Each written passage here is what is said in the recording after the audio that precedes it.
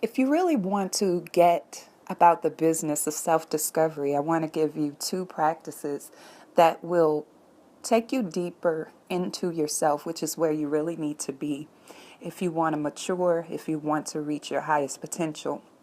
I suggest that you get a self-discovery journal, something just for you, and spend at least 5 to 10 minutes each day journaling about you, nobody else, just you.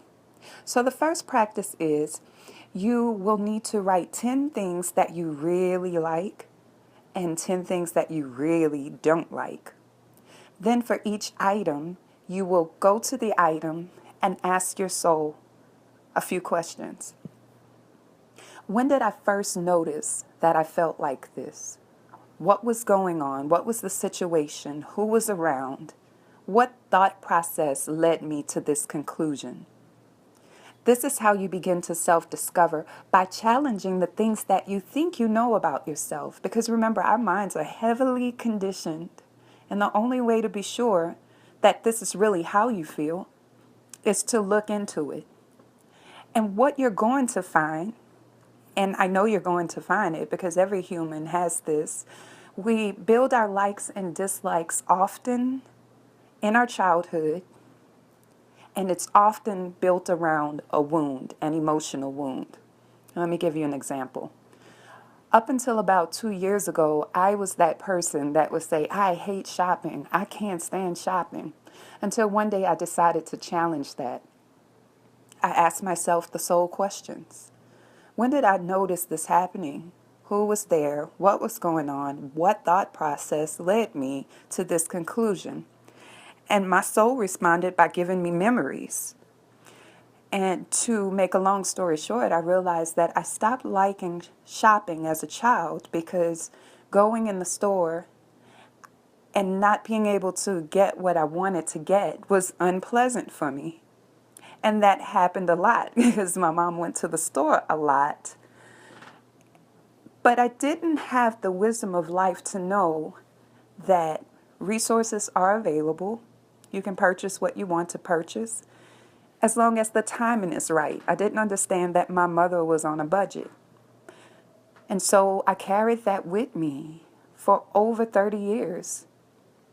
Once I challenged that, I realized I really do like shopping. You see what self-discovery can do? Don't just think about this. I really want you to write about it because the journey into yourself, it's going to require some time from you, some attention. It's time to self-care.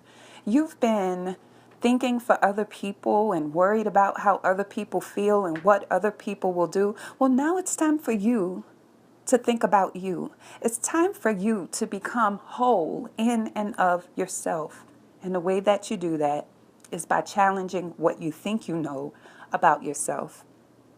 The second practice will take you just a little deeper. You suspend judgment about anything and then approach the situation with a set of new eyes. For example, we carry around a lot of baggage that sounds like this. I could never do this. I never was good at that. I could never be that. I never liked when people, I never enjoyed it when, notice that word never. The more you say that, the less likely it is that you will come to a different conclusion. And if you understand that most of how you feel about yourself is conditioned, you will want to challenge the conditioning. So suspend judgment. For example, I never liked going to the park.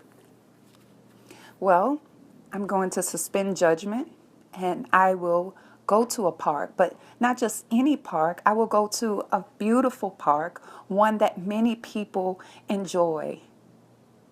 I'm going to approach the park and say, let's see how this is.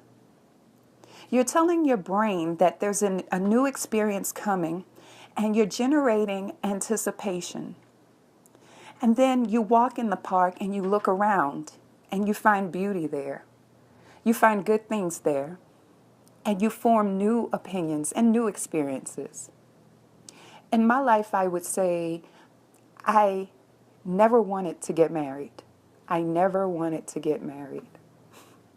But I'm married, and I've been married for a decade.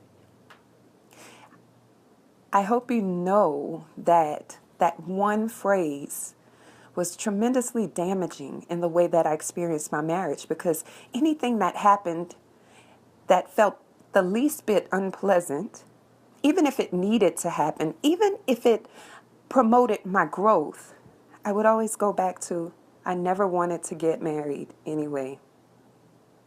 But one day I learned that if I didn't challenge that thought process, if I didn't approach my marriage in a way that would allow for new experiences, that would continue to be my story.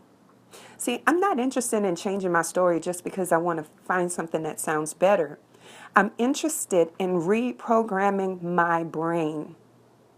Because when I reprogram my brain according to truth, when I reprogram my brain according to information that is in alignment with my spirit, my experience is abundant. But when I have childhood mindsets trying to run my adult life, I have lots of suffering, lots of resistance, lots of stubbornness, lots of control issues. If you suffer with any of that, then you really need to try these two practices and begin the journey into yourself. Stop looking outside for people to know you, because guess what? The truth is you really don't know you, and you need to. That's why you feel so lonely and so upset when other people don't validate you or treat you the way that you wanted to be treated. Because you're looking outside of yourself for completion. But I encourage you to look inside for completion. If you are successful with these practices, and let me tell you, it's not going to happen overnight. You're going to have to make time for yourself every day. But if these practices help you to understand yourself better and they help you to transform your life, let me know. You can send me an email at support@choosedominionlife.com. You can find me on Facebook. I'm Veronica Montgomery. You can also find me on Instagram. I'm loving Instagram these days. And my name is Veronica Marie.